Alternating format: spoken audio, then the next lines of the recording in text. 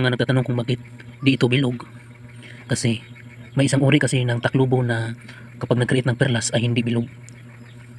Palaki siya ng palaki. Yung kinakasanayan kasi natin ay bilog na siya, finished product na siya, pwede nang ilagay sa alahas. But ito, isa itong perlas ito sa isang taklubo na million of years na higanting taklubo na ang tanda. Ito po siya.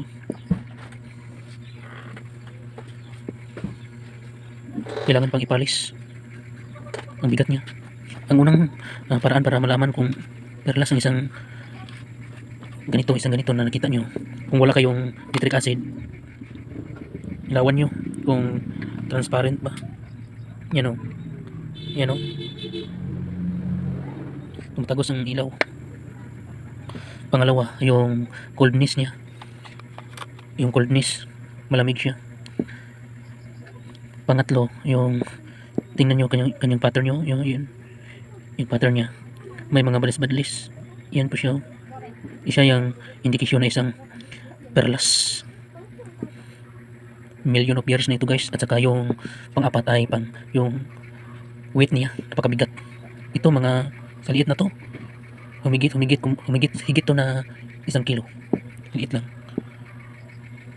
mga 2 kilo pa ata to. Ang bigat.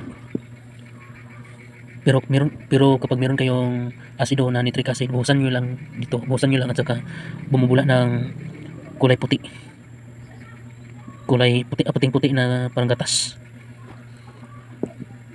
Madali lang ang pagkuhan kapag meron kayong pagkilatis, kapag meron kayong asido.